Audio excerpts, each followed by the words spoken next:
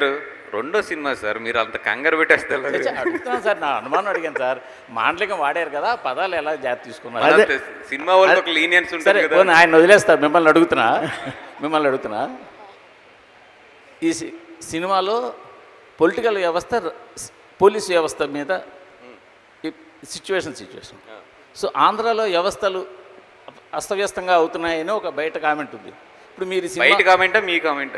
బయట కామెంట్, నా కామెంట్ అండి. తెల్లారి పేపర్లు చదవరా మీరు? చదువుతారు కదా. మానేశారా? ఓకే. సో ఇప్పుడు ఈ సినిమాలో మీరు ఆంధ్ర బ్యాక్డ్రాప్లో, ముఖ్యంగా శ్రీకాకుళం బ్యాక్డ్రాప్ తీస్తున్నారు. ఇప్పుడు అక్కడ ఏమైనా కోఇన్సిడెంట్గా ఏమైనా ఉంటాయా? మీరేమనుకుంటున్నారు? నేను మిమ్మల్ని అడుగుతున్నా. మీ లోపల ఒకటి ఉంటుంది కదా, ఏమనుకుంటున్నారు? కాదు సార్, నేను మిమ్మల్ని అడుగుతున్నా. మీరు 2019లో ఎలక్షన్లో చాలా యాక్టివ్గా పార్టిసిపేట్ చేశారు. మీకు పొలిటికల్ బ్యాక్డ్రాప్ ఉంది. ఈ సినిమాలో కూడా అదే ఉంది. సో ఇవన్నీ కలిపి ఈ సినిమా ఎలా ఉండబోతోంది?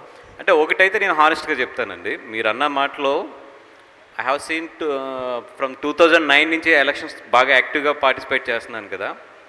ఎలక్షన్స్లో కొన్ని ట్రూగా జరిగే విషయాలు అయితే మాత్రం దీంట్లో చాలా రాగా చూపించాం.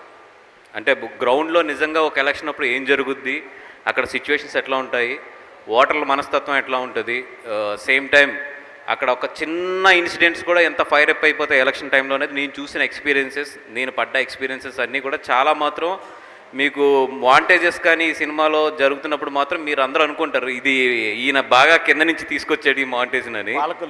అవి మాత్రం గట్టిగా తగులుతాయి. సో అంటే ఎక్కడో కొంచెం కనెక్ట్ అవుతుందంటారా? గట్టి కనెక్ట్ అవుతుంది పాలకపక్షానికి.